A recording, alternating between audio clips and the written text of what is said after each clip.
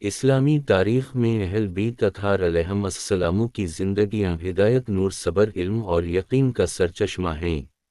ان ہستیوں کی سیرت نہ صرف عبادت اور اخلاق کا نمونہ ہے بلکہ اللہ کی قدرت کے وہ روشن مظاہر بھی ان سے ظاہر ہوئے جنہیں معجزات کہا جاتا ہے۔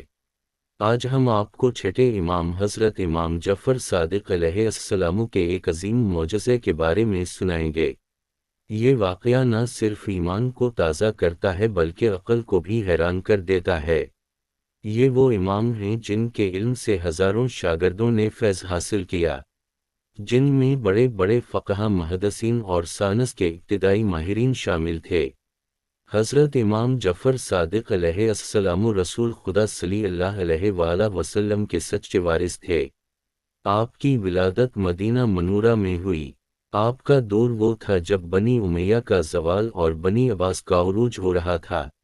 سیاسی انتشار کے اس زمانے میں امام نے خاموشی کے ساتھ علم کا وہ چراغ روشن کیا جس کی روشنی آج تک پھیلی ہوئی ہے۔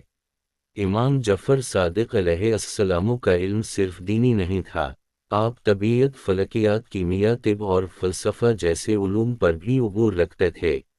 لیکن اس سب کے باوجود آپ کی اصل پہچان تقوی، صداقت اور اللہ پر کامل یقین تھا۔ یہ واقعہ اس زمانے کا ہے جب مدینہ میں ایک شخص رہتا تھا۔ وہ شخص بظاہر مسلمان تھا مگر دل میں اہل بیت سے دشمنی رکھتا تھا۔ وہ اکثر امام جعفر صادق علیہ السلام کی مجلس میں آتا، لیکن اس کا مقصد علم حاصل کرنا نہیں بلکہ اعتراض کرنا ہوتا۔ ایک دن وہ شخص اپنے چند ساتھیوں کے ساتھ امام کی خدمت میں حاضر ہوا۔ اس کے چہرے پر غرور تھا اور لہجے میں سختی۔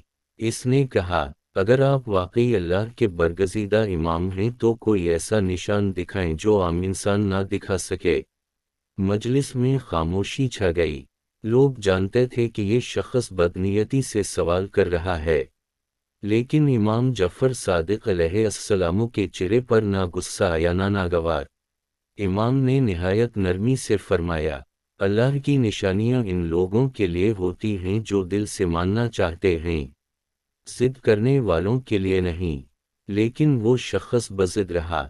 اس نے کہا، میں مان جاؤں گا اگر آپ ابھی اسی وقت کوئی معجزہ دکھائیں۔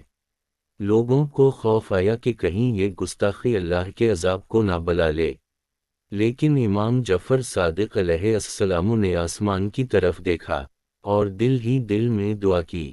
امام نے فرمایا، اس صحن میں جو درخت کھڑا ہے کیا تم سب اسے دیکھ رہے ہو؟ سب نے کہا، ہاں۔ امام نے فرمایا، اے درخت، اگر اللہ نے مجھے اپنا حجت بنایا ہے تو اس زمین سے اکھڑ کر میرے سامنے آ جا۔ یہ الفاظ ابھی مکمل ہی ہوئے تھے کہ زمین ہلنے لگی، درخت کی جڑیں زمین سے نکل آئیں، اور وہ درخت چلتا ہوا امام جعفر صادق علیہ السلام کے سامنے آ کھڑا ہوا۔ لوگوں کی آنکھیں حیرت سے کھلی رہ گئیں، کچھ لوگ خوف سے پیچھے ہٹ گئے، کچھ زمین پر سجدے میں گر پڑے۔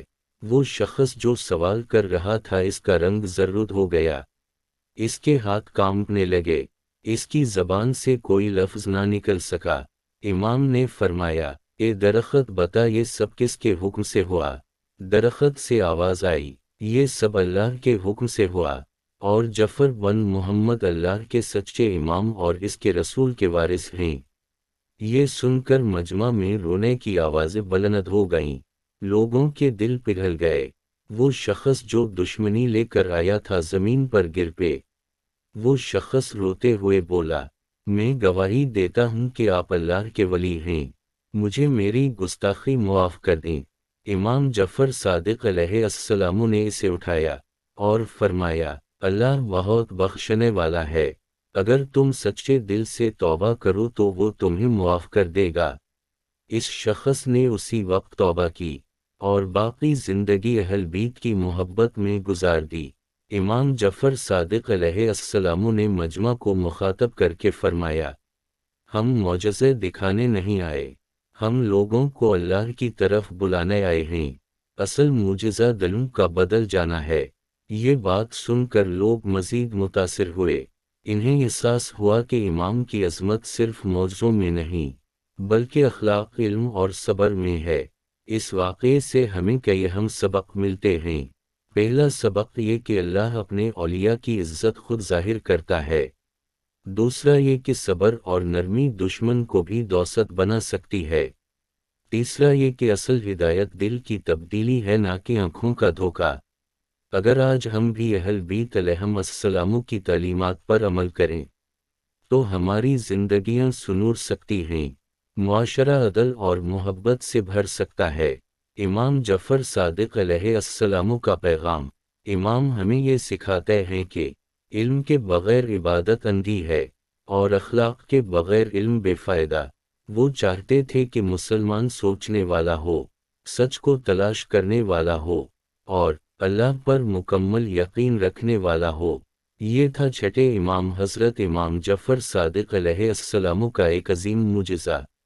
یہ واقعہ ہمیں یاد دلاتا ہے کہ اللہ کے ولی کبھی تنہا نہیں ہوتے۔ اللہ کی مدد ہر وقت ان کے ساتھ ہوتی ہے۔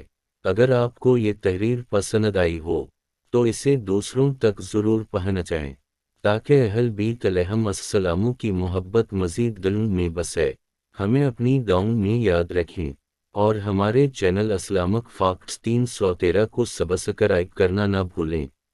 اللہ ہم سب کو اہل بیت کی سچی محبت نصیب فرمائے، آمین۔